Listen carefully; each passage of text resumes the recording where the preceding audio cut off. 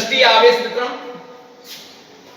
Number 2 पृष्ठीय आवेश वितरण। जरा ध्यान रखें बेटा, इसको डेफिनेशन बता देता हूं।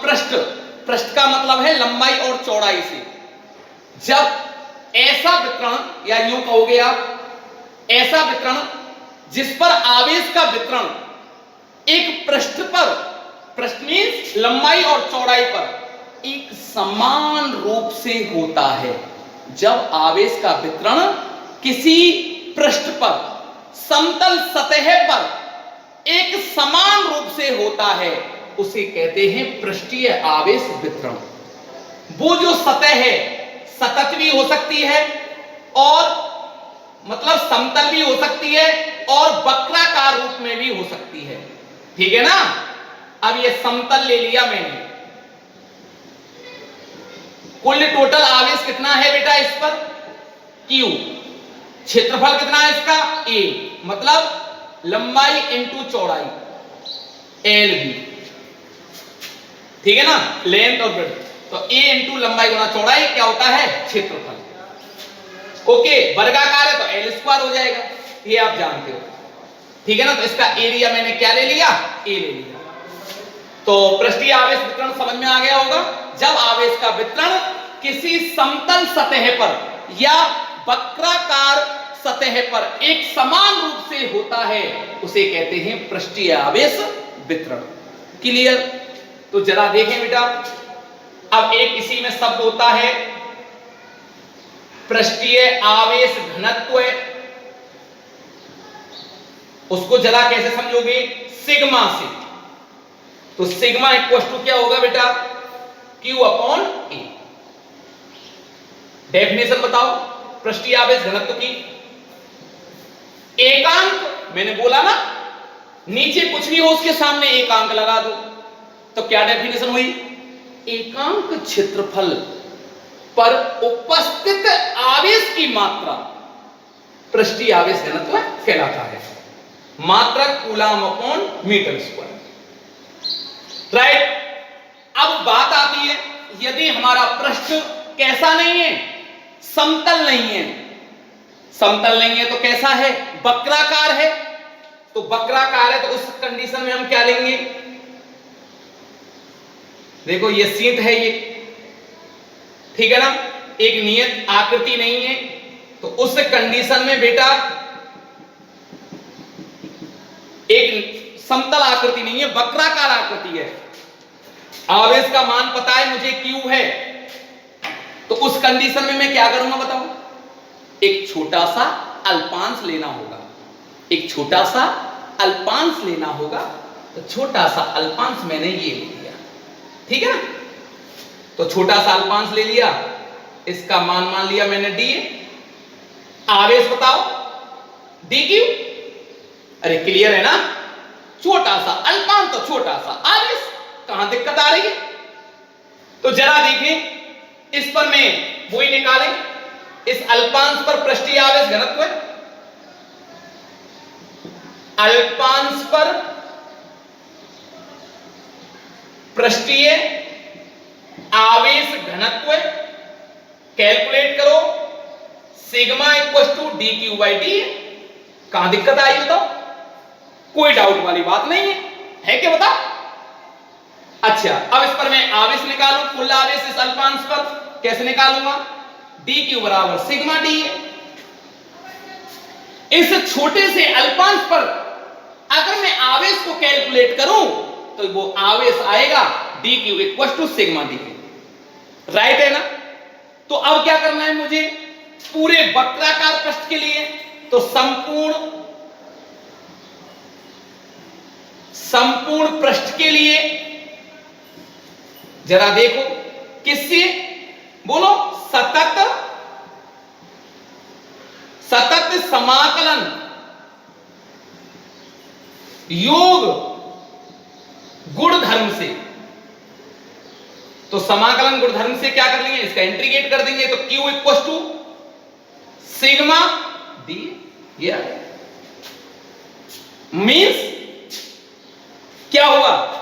इस वक्राकार जो मेरा पृष्ठ है इसको मैं छोटे छोटे इस प्रकार के अल्पांशों से मिलकर बना हुआ मान सकता हूं, ठीक है ना। और प्रत्येक अल्पांश के लिए जो इस अल्पांश के लिए जो आवेश का मान आया है वही मान इस अल्पांश के लिए होगा, वही मान इस अल्पांश के लिए होगा, वही मान इस अल्पांश के लिए होगा, वही मान इस अल्पांश के लिए होगा। तो मैं क्या करूंगा, इंटीग्रेट कर दूंगा। कौन से गुणधर्म से, कौन सी प्रॉपर्टी लगाऊंगा, सतत समाकलन योग गुणधर्म से, ठीक है ना, क्लियर। जरा एक बात इसका एग्जाम्पल भी समझ लें। देखो नंबर 1,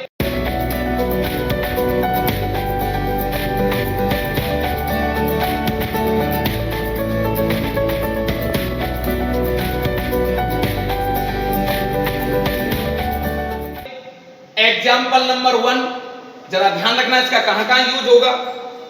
एक कोई गोला है, गोला कैसा है, खोखला, खोखला, ठीक है ना, होलो स्फीयर है, गोला ठोस नहीं है। और खोखला गोला जब भी हो उसका हमेशा जो काउंट करेंगे बेटा, क्षेत्रफल काउंट किया जाता है हमेशा। क्या काउंट किया जाता है, हमेशा हमेशा क्षेत्रफल। तो जरा इसका आवेश को कैलकुलेट करें। पहले तो आप इसको कैलकुलेट करें, पृष्ठीय आवेश घनत्व, इसके बारे में समझें। इसकी रेडियस r है और प्लस क्यू आवेश एक समान रूप से वितरित है, राइट। तो जरा देखें बेटा इसके बारे में आप, सिग्मा बराबर क्यू अपॉन क्षेत्रफल किसका, इस होलो स्फीयर का, खोखले गोले का, 4 पाई r स्क्वायर। रेडियस अगर स्मॉल r है तो पूरा चार्ज निकालें तो सिग्मा 4 पाई r स्क्वायर। बहुत इंपॉर्टेंट, इसका यूज होगा आगे। जो गॉस लॉ है ना, उसकी जो एप्लीकेशंस हैं उनमें मैं इसका यूज कराऊंगा। तो खोखले गोले पर आज टिक लगा लो, खोखले गोले का हमेशा क्या लिया जाता है, क्षेत्रफल। अगर ये सॉलिड स्फीयर होता, ठोस गोला होता, तो हम क्या करते, आयतन लिया जाता, ठीक है ना, आयतन कैलकुलेट करते हैं। ये ध्यान रखना है आपको, ओके। तो जरा देखें इसका एक और एग्जाम्पल, बहुत शानदार सेकंड एग्जाम्पल। हमने अभी भी पढ़ा था सिग्मा बराबर क्यू अपॉन ए, ये पढ़ा है ना, किसी भी फॉर्मूले से देख लो आप। इसका मीन्स क्या है बेटा, इसमें दोनों में रिलेशन देखें, एरिया और इसमें पृष्ठीय आवेश घनत्व में। देखो जिस बॉडी का, जिस पदार्थ का एरिया जितना कम होगा उस पर पृष्ठीय आवेश घनत्व उतना ही ज्यादा होगा, ठीक है ना। जैसे मैं इसका एग्जांपल आपको बताऊं, ये कोई बॉडी है, इस पर प्लस क्यू आवेश एक समान रूप से वितरित है। इस पर ये पॉइंट आपका P और ये पॉइंट Q है, ठीक है ना। तो बताओ इनमें से कौन सी सतह पर, कौन से बिंदु पर पृष्ठीय आवेश घनत्व ज्यादा होगा। तो आप क्या बोलोगे, सर A पर ज्यादा होगा। तो मैं लिख सकता हूं sigma A is greater than, या सिग्मा P लिख लो, P पॉइंट लिया है, सिग्मा P, ठीक है ना। तो आवेश जो ज्यादा होगा, वो पृष्ठीय आवेश घनत्व जो ज्यादा होगा वो कौन से सिरे पर होता है बेटा, नुकीले पर। यही कारण है जो बड़े बड़े हमारे मॉल होते हैं ना, मॉल, बिजली गिरने का खतरा बना रहता है, तो हम क्या करते हैं, उस पर एक पतली सी कील लगा देते हैं, एक त्रिशूल टाइप का लगा देते हैं उस मॉल के ऊपर, जिससे अगर हमारी बिजली गिर भी जाए तो उस मॉल को कोई हानि या क्षतिग्रस्त नहीं हो पाएगा। क्यों? क्योंकि वो जो पृष्ठीय आवेश घनत्व जो है, उस बिजली के अंदर जो आवेश है वो उस नुकीले सिरे के द्वारा अवशोषित कर लिया जाएगा, एब्जॉर्ब कर लिया जाएगा, ठीक है ना। इस वजह से वो ऐसा नहीं होता है, ठीक है ना, क्लियर। अब थर्ड पॉइंट बचा है आपका आयतन आवेश वितरण।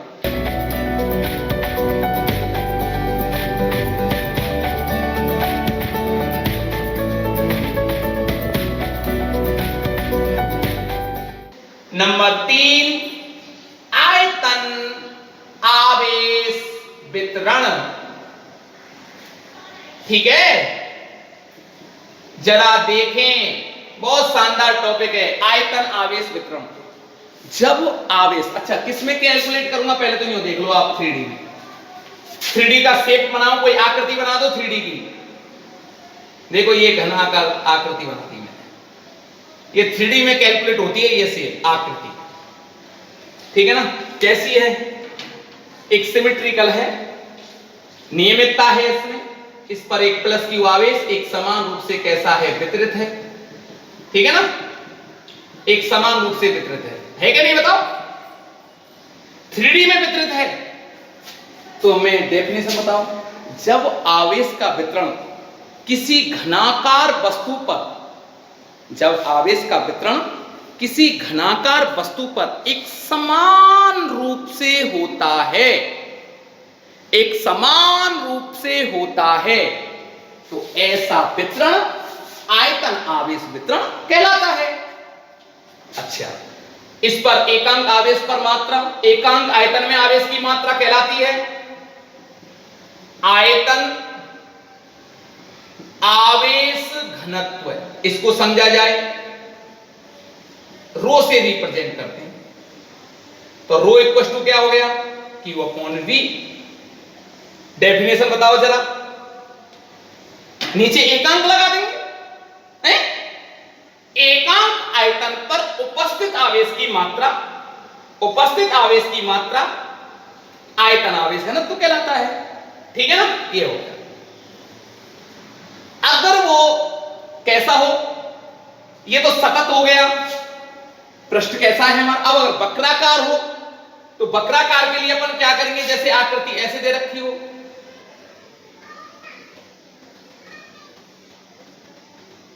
तो उस कंडीशन में मैं क्या करूंगा? घनाकार है, प्लस क्यू आवेश एक समान रूप से वितरित है, एक छोटा सा मुझे अल्पांश लेना होगा इस पर। ठीक है ना,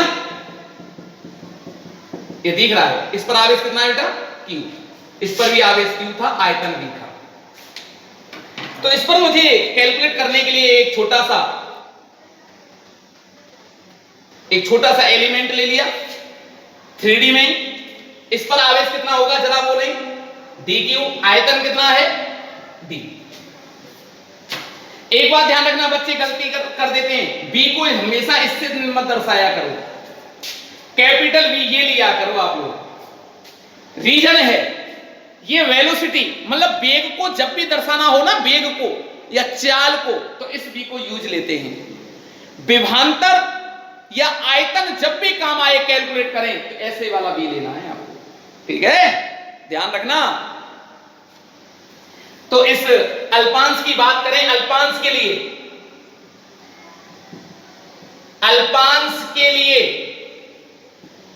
इसका मात्रक हो गया होगा कूलाम अपॉन मीटर।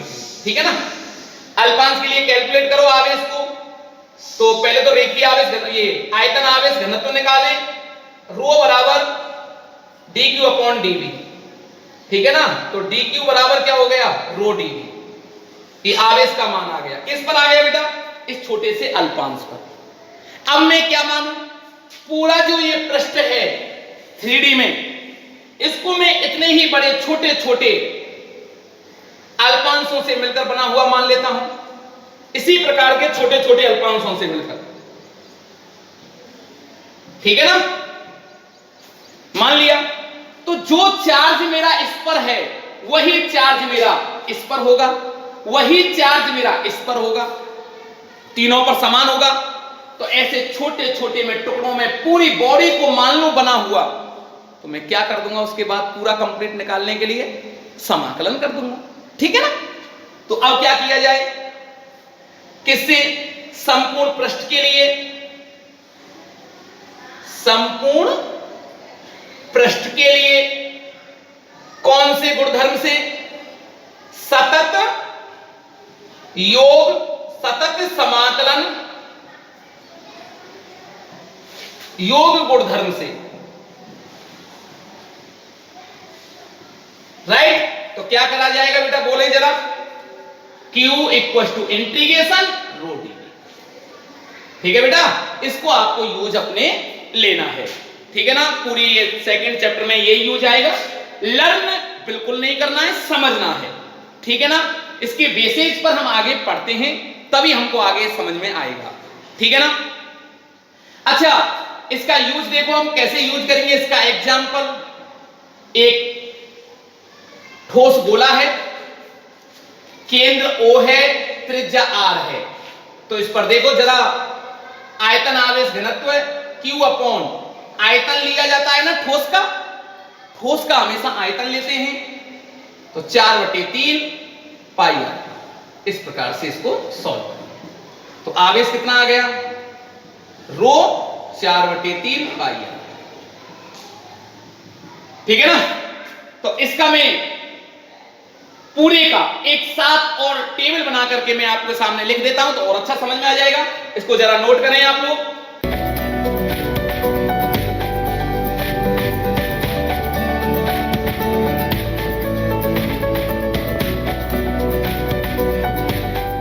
हाँ देखें, तीनों का मैं एक साथ आपको और समझा देता हूं। ये रफ वर्क है एक तरह का।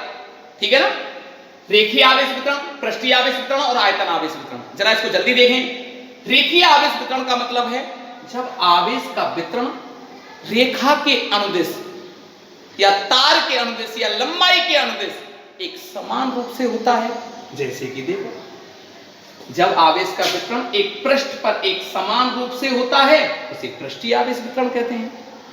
जब आवेश का वितरण एक घनाकार वस्तु पर एक समान रूप से होता है उसे आयतन आवेश वितरण कहते हैं। एकांक लंबाई पर आवेश की मात्रा रेखीय आवेश घनत्व लैम्डा से दर्शाते हैं। इसकी मात्रा को सिग्मा से और इसकी मात्रा को रो से। ये क्या होगा, Q अपॉन L। ये क्या होगा, Q अपॉन A। ये क्या होगा, Q अपॉन B।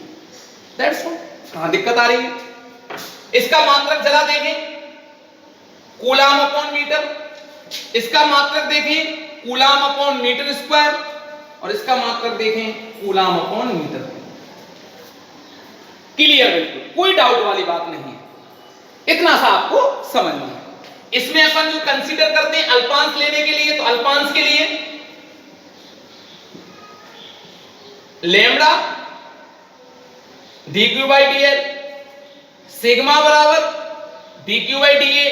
dA हो जाएगा क्षेत्रफल, और रो बराबर क्या हो गया, dq/d। राइट। इसमें जो एग्जांपल आएगा वो बलय आएगी, बलय।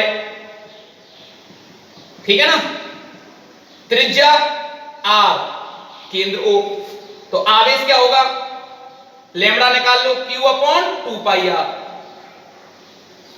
इसमें क्या आएगा, खोखला गोला, त्रिज्या R प्लस Q, आवेश एक समान रूप से वितरित है, तो क्या आएगा बेटा बोलो, सिग्मा बराबर Q अपॉन 4 पाई R स्क्वायर। ये ठोस गोला होगा, त्रिज्या R है, तो क्या आएगा बताओ, रो बराबर Q अपॉन 4/3 पाई R। ठीक है बेटा, तो बहुत अच्छा समझ में आया होगा आपकी में, बहुत क्लियर मैंने आपके सामने कर दिया इस टॉपिक को। ठीक है, तो आज के लिए मैं इतना ही काफी है। कल आपको इंपॉर्टेंट, बेहद आसान गॉस लॉ और उसके एप्लीकेशंसों के बारे में हम चर्चा करेंगे। और उसको पढ़ने से पहले हम एक ठोस कोण क्या होता है, ठीक है ना, जिसे घन कोण भी कहते हैं, घन कोण क्या होता है उसके बारे में चर्चा करते हुए हम गॉस लॉ के बारे में आपको समझाएंगे। कल की क्लास को बिल्कुल मिस ना करें। और बेटा जितने भी मैं लेक्चर बना रहा हूं उनको कंप्लीट पढ़ें, आप कंप्लीट देखें अगर आप पूरा फायदा उठाना चाहते हो तो। ठीक है, इसके लिए इतना ही काफी। थैंक्स।